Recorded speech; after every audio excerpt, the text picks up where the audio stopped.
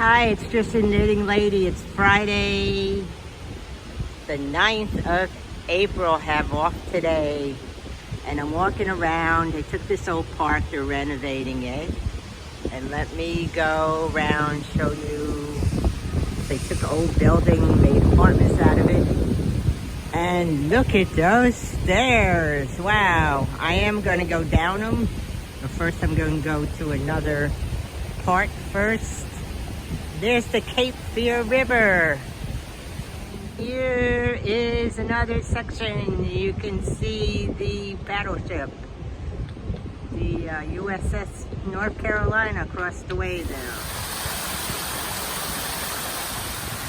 And I like what they did here.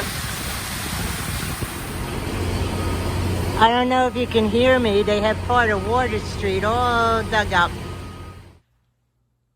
Hi everybody, it's Tristan Knitting Lady, and I'm sitting here with my Wilmington Sharks shirt on. It's a local team. It's all college level players, and I've been to a couple games. I don't even know if they're playing this year. I like baseball, but it's what I like about minor leagues and below that. I don't know all the different levels. It's their fun games, you know. They always have like little contests going on, and since it's the Wilmington Sharks, this one guy leads everybody in singing the Baby Shark song. You know, Wilmington Sharks do do do do do da da da da da da da da. See, I can't sing, but it's fun. So I don't know if they'll be playing this year. I haven't checked them out yet. In fact, I should. I went to a couple times with my girlfriend Jane, and one night we went, it was bring your dog night, and here I am surrounded by dogs, which I don't mind because I do like dogs. But all the dogs behaved. It was great, you know? I have a photo somewhere of me with the dogs, because my girlfriend's son has 2 dogs, and his friend had 2 dogs, and then people behind us had dogs, and it was fun. So I am off today, and I won't be off again till next Friday. I dread Wednesday and Thursday because it's going to be long days. But I did go in, sign in today. I didn't sign in to get paid because there was one tax return I was having problems with, and I did find the problem. So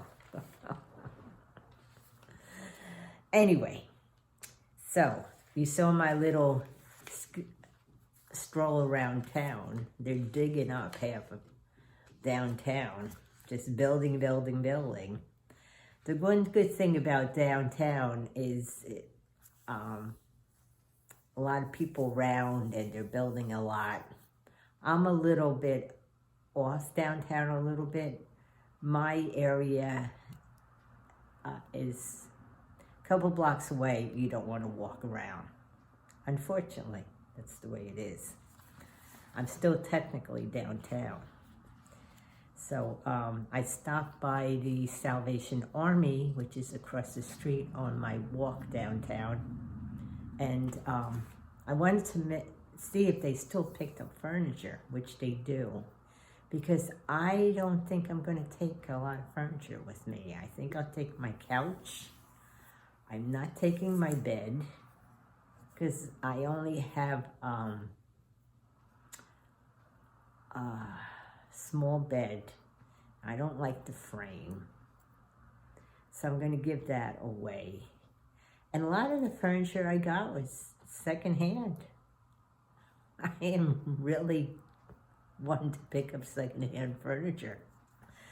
There is nothing pretentious about me, trust me. I don't need anything fancy. And I don't like a lot of clutter to begin with, so And in the meantime, I have this timeshare.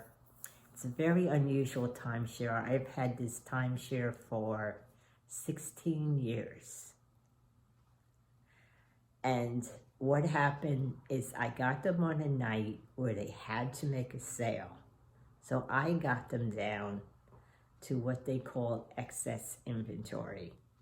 And I get a list every week of what's left over, what hasn't been rented out.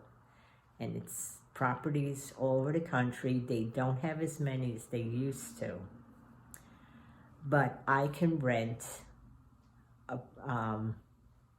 anywhere from a 1-bedroom to a 3-bedroom for $188 a week.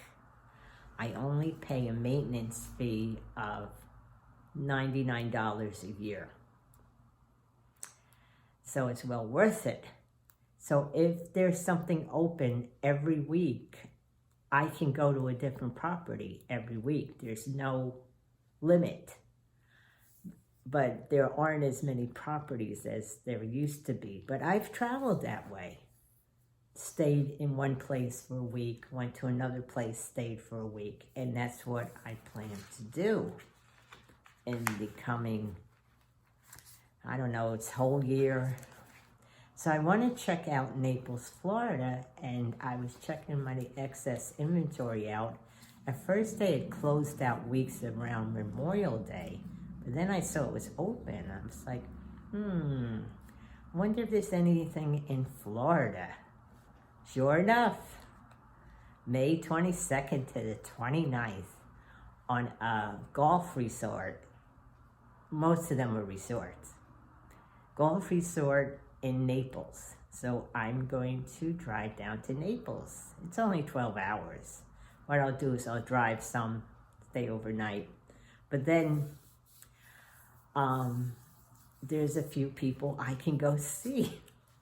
Because I have a friend in Delray Beach, and I have a friend in, I think she's outside of Naples. We just became reacquainted. We grew up together, lost contact, and got connected again through Facebook. And I think she's in Naples. So I'll check out properties in Naples and around that area on my way there. So it's a win-win situation,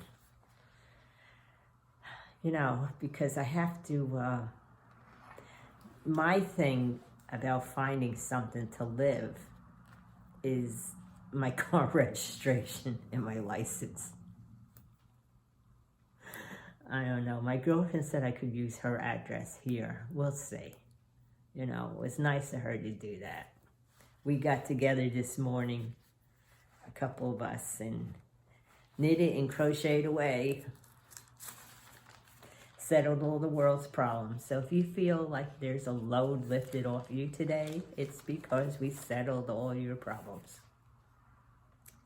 So what happened today, the 9th? It's the birthday of Hugh Hefner. He was born in 1926.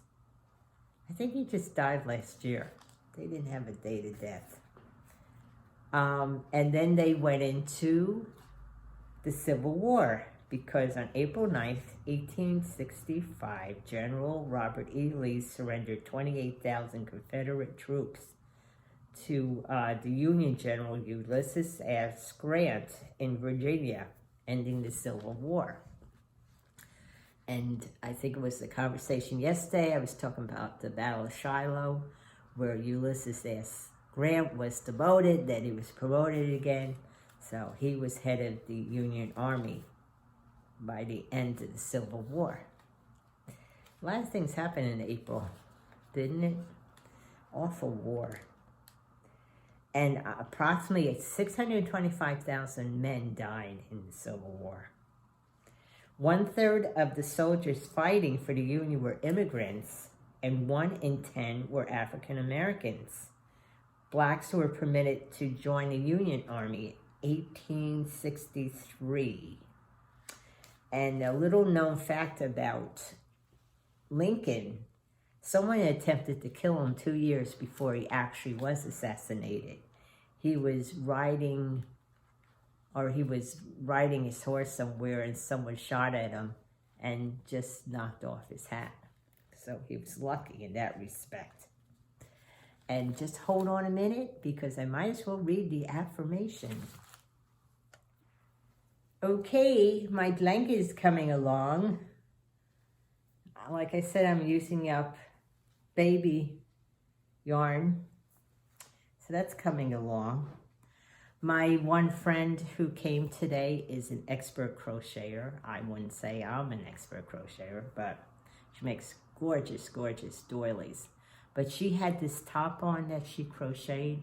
I really liked it. It was a pattern from Furls. And she says a lot of their patterns are free. And it's a summer crochet top. So I have to go on the Furls website and find that pattern. Because it was like solid. And then on the top it was almost like, it was a little open. It was really nice top.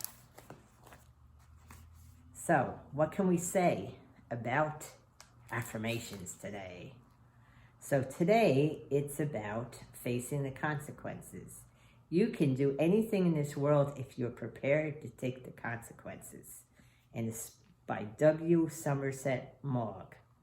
What holds us back isn't necessarily that we don't know what to do. It's that we worry about what will happen if we do it. What if people think we're being silly? What if we make enemies? What if our idea doesn't work the way we thought it would? People who make a difference are those who understand that taking an action may cause an equal and opposing reaction, but who take action anyway. And the affirmation is, I am strong enough to handle any negative reactions when I do what I need to. So that's for tomorrow, the 10th. And there is something I wanted to read. See? Oh, dear, dear. Excuse me. I'm not prepared today, am I? This was a little bit more about the Civil War. And where is it? You have to excuse me. See, I got out of it, and then I'm back in it. And do I know what I'm doing? I thought it was a clever quote. Let me go back into that. Okay. It's about two generals. I don't know if my brother knows this quote. I'm going to have to ask him. So thank you for being patient.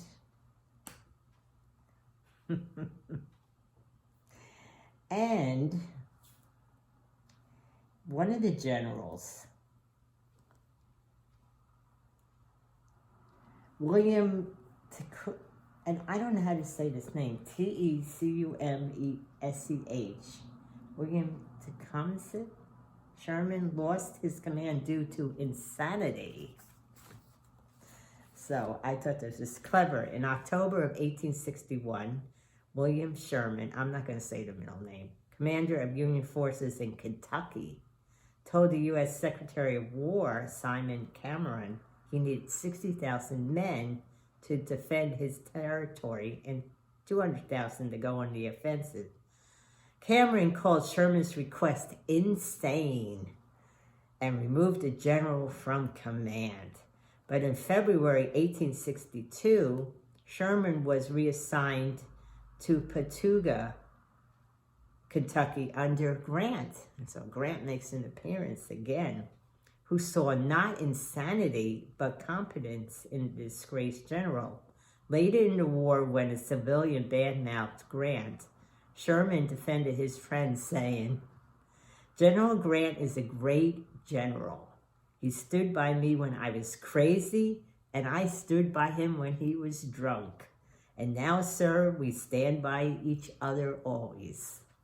I thought that was clever, especially in view of the fact that General Grant had a drinking problem.